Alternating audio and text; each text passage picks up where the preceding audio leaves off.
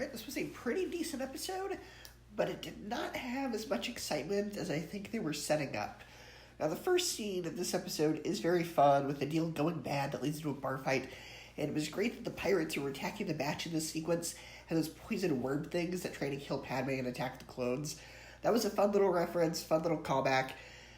That's pretty much where the episode peaked, because everything after this is pretty mid. I did enjoy getting to visit a planet that we haven't seen before in Star Wars, and it's a beautiful planet, it's beautifully animated, beautifully designed, and it's got space lemurs, and I'm pretty sure there was at least one reference to one of them being Momo from Avatar: The Last Airbender, because Dave Filoni also worked on that show. And also, the planet being named Pabu, which is also the name of this episode, could also be a reference possibly to the Red Ferret from Legend of Korra, especially because that ferret is also voiced by D. Bradley Baker, who plays all the male clones in The Bad Batch.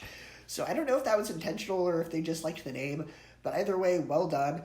And I liked how Omega has a friend now.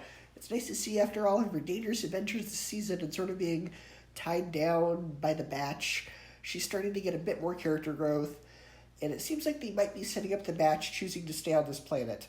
I thought, oh, maybe the Empire is going to invade the planet. Things are going a little too well. And the danger in this episode is not the Empire. It's a tsunami. Now, part of me knew the main characters are going to make it, but on the other hand, it is Star Wars, and they don't exactly shy away from killing off main characters, so there was a bit of a thrill to the scene, even though I knew it was more likely they were going to make it. This episode does end on a bit of a bittersweet note because the village has been destroyed, but the Batch offers to help rebuild, and that's where we leave them. Now, most of this episode pretty much focused on the idea of what the Batch's lives would be like if they chose to, for lack of a better word, retire and lead normal lives, because they're not needed in the military anymore. We're not using the clones anymore. We're the Empire. What do? We could stay here, but we also need to go out and help people because that's what we do. Now, I'm just wondering what the 3 episodes left, how this is all going to tie together. We have 3 episodes left this season, and it seems very unfocused, like there's not really an overarching plan. So how is this going to tie together? There's still so many questions that need to be answered that I don't think they can wrap up in 3 episodes unless they're very long. What has the Empire done with Crosshair?